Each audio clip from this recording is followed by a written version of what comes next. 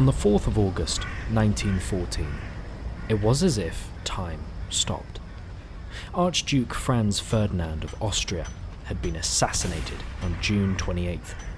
Germany had invaded Belgium. Britain told Germany that if they did not back down and cease their aggression, Britain would have no choice but to act. Britain had been in a treaty with Belgium since 1839, promising to come to their aid on the event of outside aggression. The ultimatum had been laid. The deadline was 11 p.m.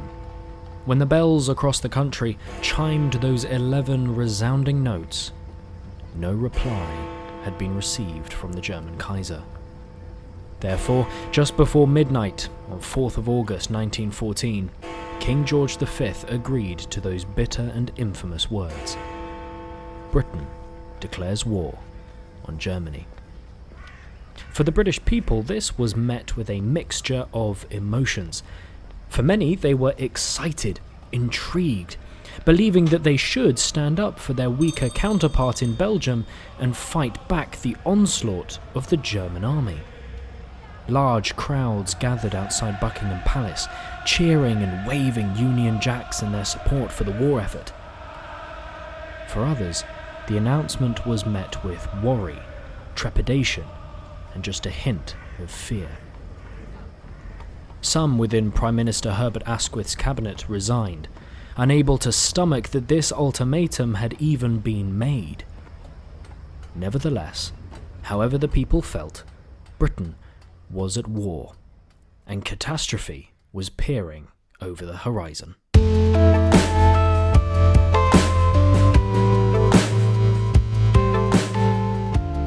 The announcement of war also necessitated a drive for recruitment.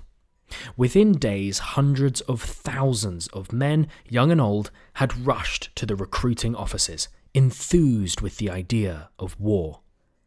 Without any kind of conscription at the time, all 2 million of the newly recruited soldiers were volunteers. The idea of war as good, right, and necessary was widespread, and was very quickly perpetuated and supported by those in positions of influence, especially in media. Rudyard Kipling, a passionate imperialist, wrote pro-war pamphlets for the government. G.K. Chesterton, Arthur Conan Doyle, and 6 Oxford University history professors leapt to join the propaganda machine.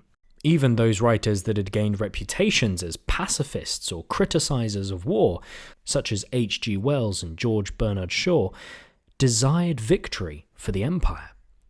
Films began to show pro-war stories and footage of happy recruits joining up. Books, poetry and plays rallied to the cause, presenting the war as a patriotic duty, moral imperative, and heroic fantasy. Almost every facet of British culture strained to support and promote the war effort in the early stages of 1914 to 15. Music is, and always has been, a powerful, emotionally resonant and transcendent medium. From its origins in the formation of language to the courts of princes and kings, from private concerts in the shower to sold-out world tours, from small, intoxicating back-alley jazz halls to the grandiose orchestral music theatres, from humming along to a song you just can't get out of your head, to belting it out at the top of your lungs with your friends at a karaoke night, music has always had an incredible power to bring people together and join them in a collective experience. It was this power that the music halls of Britain mobilised in 1914. The music stars of the day turned their talents to driving recruitment. Indeed, one of the best-known performers of the era, Vesta Tilley, became known as Britain's best recruiting sergeant, as music halls across the country were filled with her songs of patriotic gusto, with titles such as Jolly Good Luck to the Girl Who Loves a Soldier, The Army of Today's All Right, or We Don't Want to Lose You, But We Think You Ought to Go. Once, she recruited so many men at one of her shows that they became known as the Vesta-Tilly platoon. What is interesting about how these music stars and music halls rallied to the cause is that it was not constructed by the government.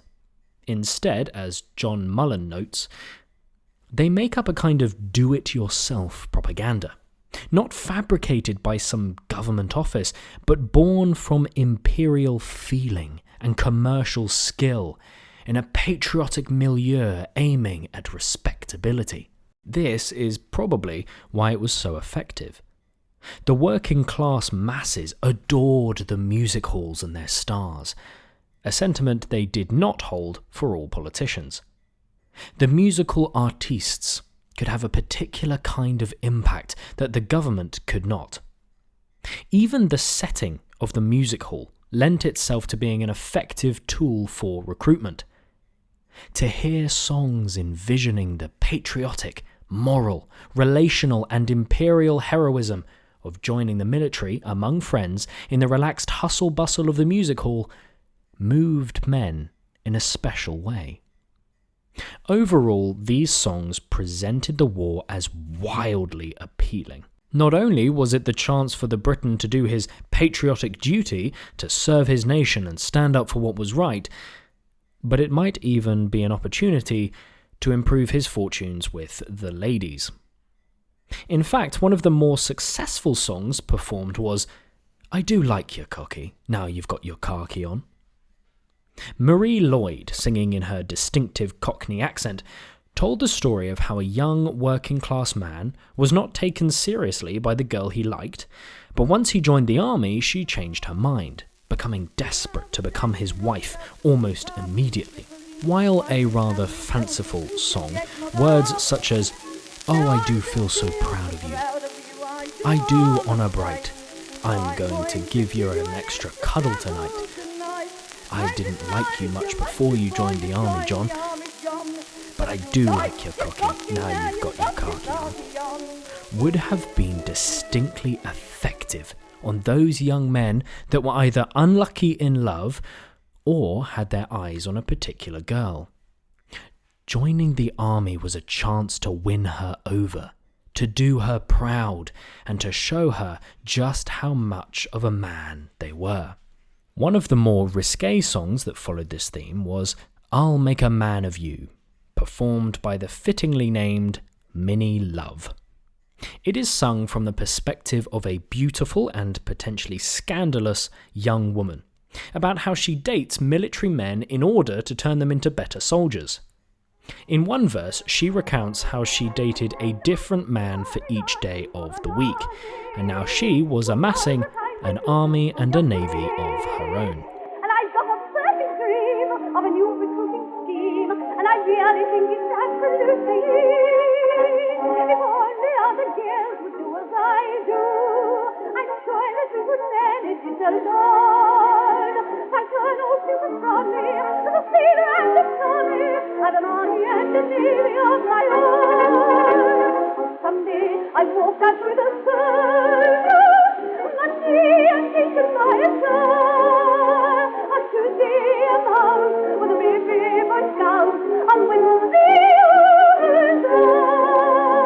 a Thursday I dance with a Scotty, Friday the captain of the crew, Saturday I'm willing to do the nation's bidding, to make a man of me and one of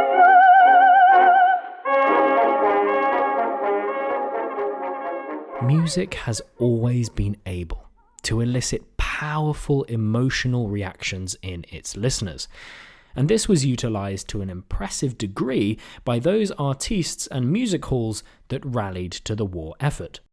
They were a successful means by which to drive recruitment, and helped mobilise a generation of men to fight the war to end all wars.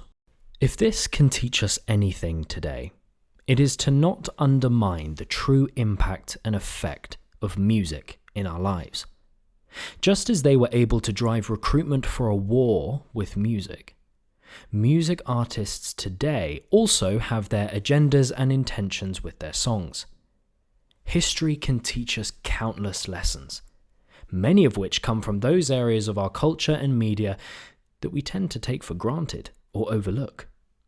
Music is one such aspect.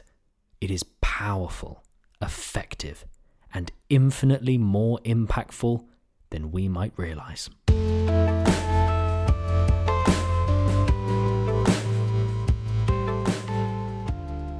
Thank you very much for listening to this episode of the Present History podcast. Make sure to like and subscribe, leave a review if you're feeling positive, and we'll see you in the next one.